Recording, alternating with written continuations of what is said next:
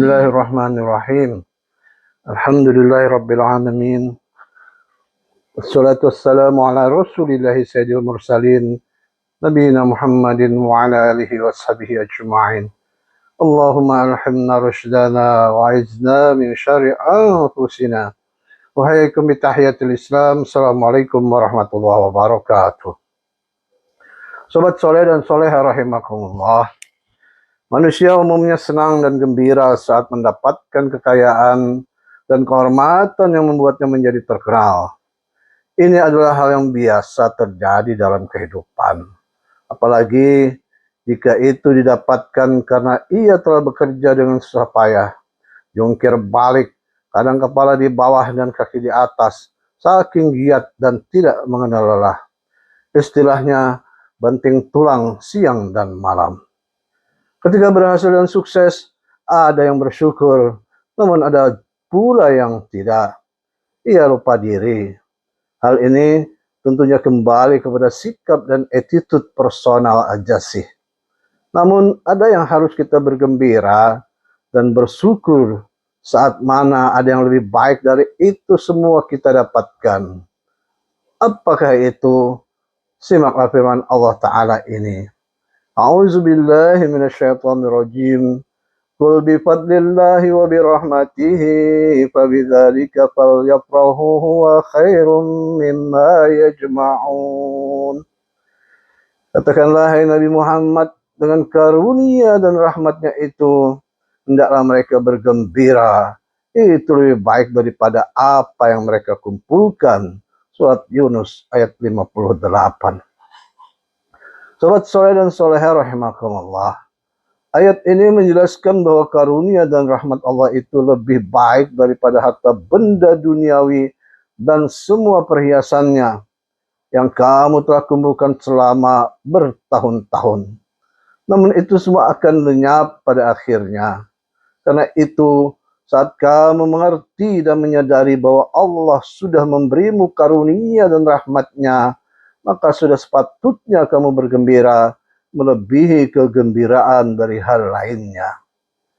Ayat ini turun setelah Allah menetapkan kepada manusia bahwa fungsi Al-Quran adalah sebagai pelajaran, penyembuh bagi penyakit yang ada di dalam dada, dan petunjuk serta rahmat bagi orang-orang yang beriman. Maka kepada Nabi Muhammad SAW diperintahkan untuk menghimbau semua manusia agar menyambut kitab suci itu dengan senang dan sukacita. Sobat soleh dan soleha rahimakumullah. Dinul Islam serta Al-Quran itulah karunia Allah dan rahmatnya. Buya Hamka mengatakan dalam tafsirnya Al-Azhar bahwa ayat ini menggambarkan bagaimana seorang mukmin seharusnya bersukacita atas kelimpahan anugerah yang Allah berikan itu. Kita harus bersukacita karena tidak ada kekayaan yang lebih berharga daripada itu. Kekayaan dunia dapat dicari dan dikumpulkan, namun pada akhirnya akan ditinggalkan. Ayat ini juga mengingatkan agar manusia tidak terperangkap dalam keasyikan mengumpulkan harta benda dan melupakan aspek spiritual dan hubungannya dengan Allah. Pahamilah bahwa rahmat dan karunia-Nya jauh lebih berharga dibandingkan dengan segala bentuk kekayaan duniawi yang bisa dikumpulkan oleh manusia. Dalam surat Al-Kahfi dikisahkan tentang orang yang lupa Tuhannya gegara harta dan sibuk mengurusi kebunnya. Ia banyak mendapatkan keuntungan dan menjadi kaya raya, namun ia lupa pada Allah dan menyombongkan diri. Lalu Allah mengazabnya dengan memusnahkan semua kekayaannya, termasuk kebun-kebunnya. Salah seorang dari pemilik kedua kebun itu berkata kepada temannya yang muslim, mukmin namun fakir, dengan nada sombong dan membanggakan diri, hartaku lebih banyak daripada hartamu, dan pengikut-pengikutku lebih kuat. Lalu orang itu memasuki kebunnya dan takjub ketika melihat kesuburan tanaman-tanamannya, buah-buahan, dan pepohonannya, serta sungai-sungai yang mengalir di dalam kebun-kebunnya itu. Hingga ia menduga bahwa kebun-kebunnya itu tidak akan lenyap, tidak akan habis, tidak akan rusak, dan tidak akan binasa. Dia mengatakan sebagaimana yang dikutip dalam ayat A'udzubillahi minasyaitonirrajim. Wa ma dhunnu sa'ata qa'imatan wa la irrudittu ila rabbi la ajidanna khairan minha munqalaba. Dan aku tidak mengira hari kiamat itu akan datang. Dan sekiranya datang, aku dikembalikan kepada Tuhanku. Pasti aku mendapatkan tempat kembali yang lebih baik daripada kebun-kebun itu. Sobat soleh dan soleha rahimakumullah. Orang ini sesungguhnya sakit jiwa, cinta dunia dan lupa diri. Ini adalah penyakit yang menjangkiti dan menghinggapi para kaum borjuis dan kalangan orang-orang super kaya yang sekarang ini sering disebut dengan istilah the rich man atau sultan. Imam Qatadah pernah mengatakan, demi Allah, hal seperti ini adalah yang dicita-citakan oleh orang yang durhaka, yaitu memiliki harta yang banyak dan pengikut-pengikut yang kuat.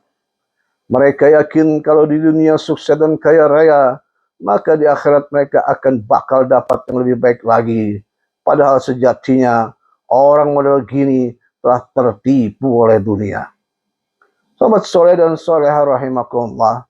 Selanjutnya kawannya yang mukmin muslim itu namun fakir berkata kepada pemilik kebun, dan mengapa kamu tidak mengatakan waktu kamu memasuki kebunmu, Masya Allah, la haula quwata illa billah, tidak ada kekuatan kecuali dengan pertolongan Allah. Jika kamu anggap aku lebih kurang daripada kamu dalam hal harta dan anak, maka mudah-mudahan Tuhanku akan memberi kepadaku kebun yang lebih baik daripada kebunmu ini. Dan mudah-mudahan dia mengirimkan ketentuan atau petir dari langit kepada kebunmu, hingga kebun itu menjadi tanah yang licin, atau airnya menjadi surut ke dalam tanah. Maka sekali-kali kamu tidak dapat menemukannya lagi. Lalu Allah pun menjawab ucapannya, sebagaimana firman-Nya, A'udzubillahi minasyaitonirrajim. وأحيط بثمره فأصبح يقلب كفيه على ما أنفق فيها وهي خاوية على عروشها ويقول يا ليتني لم أشرك بربي أحدا ولم تكن له فئة ينصرونه من دون الله وما كان منتصرا هنالك الولاية لله الحق wa khairun sawaban wa khairun uqba. Dan harta kekayaannya dibinasakan, lalu ia membolak-balikkan kedua tangannya tanda menyesal terhadap apa yang ia telah belanjakan untuk itu, sedangkan pohon anggur itu roboh bersama para-paranya. Dan dia berkata, aduhai, kiranya dulu aku tidak mempersekutukan seorang pun dengan Tuhanku, dan tidak ada lagi bagi dia sekolongan pun yang akan menolongnya selain Allah. Dan sekali-kali ia tidak dapat membela dirinya. Di sanalah wilayah kekuasaan Allah itu punya dia yang hak. Dia adalah sebaik-baik pemberi pahala dan sebaik-baik pemberi balasan. Sahabat soleh dan soleha rahimakumullah. Ini adalah peringatan. Janganlah menjadi orang yang lupa diri, sombong dan takabur karena harta benda dunia. Saat waktunya datang, semua itu akan hilang, termasuk orangnya. Apa yang ada padamu akan binasa, dan apa yang ada pada sisi Allah, itulah yang kekal abadi. Karena itulah sebagian ulama salaf mengatakan bahwa barang siapa yang merasa kagum terhadap sesuatu dari keadaannya, atau hartanya, atau anaknya, hendaklah ia mengucapkan ini adalah apa yang dikehendaki oleh Allah. Tiada kekuatan bagiku untuk melakukannya kecuali dengan pertolongan Allah. Orang-orang yang terperdaya karena hartanya, kekuatannya, kekuasaannya, pendukungnya, dan menjadi takabur dan kufur kepada Allah, akan berakhir pada penyesalan berkepanjangan tiada akhir. Begitulah, kita simak baik-baik ayat ini. أعوذ بالله من الشيطان الرجيم يا ليتها كانت القاضية ما أغنى عني مالية هلك عني سلطانية خذوه فغلوه ثم الجحيم صلوه ثم في سلسلة درعها 70 ذراعا فاسلكوه إنه كان لا يؤمن بالله العظيم. Wahai, kiranya kematian itulah yang menyudahi segala sesuatu. Hartaku sama sekali tidak berguna bagiku. Kekuasaanku telah hilang dariku. Allah berfirman, tangkaplah dia lalu belenggulah tangannya ke lehernya. Kemudian masukkanlah dia ke dalam api neraka yang menyala-nyala. Kemudian belitlah dia dengan rantai yang panjangnya 70 hasta. Sesungguhnya inilah dia orang yang tidak beriman kepada Allah yang Maha Besar. Surat Al-Haqqah ayat 27 sampai 33. Sahabat soleh dan soleha rahimakumullah. Itulah ujung kisah perjalanan dari orang yang terkesima dan jatuh cinta pada dunia dengan kecintaan yang sangat. Hal mana yang membuatnya menjadi zalim, ingkar kepada Allah, dan kufur terhadap hari pembalasan. Ia sesungguhnya terjebak dengan sesuatu yang tidak lebih berharga dari bangkai seekor anjing. Karena itulah hendaknya kita pandailah bersyukur terhadap apa yang Allah telah berikan dari petunjuk dan hidayahnya yang telah menancap di dalam hati kita dengan tancapan yang kuat dan kokoh. Maka bergembiralah atas karunia dan rahmat Allah yang membuat kita senang, bahagia, tentram. Jangan sampai kita lalai dan lebih mendahulukan selain Allah Subhanahu wa ta'ala yang akan menyebabkan kesengsaraan dan penderitaan tiada berujung. Sobat soleh dan soleha rahimakumullah, sekian dahulu sampai di sini. Terima kasih atas atensi. Lebih kurang mohon maaf diberi. Semoga kita menjadi hamba Allah yang sejati, istiqomah dan tegak lurus sampai mati. Wallahu a'lam bishawab.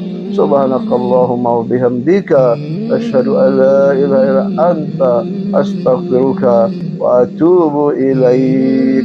Assalamualaikum warahmatullahi wabarakatuh.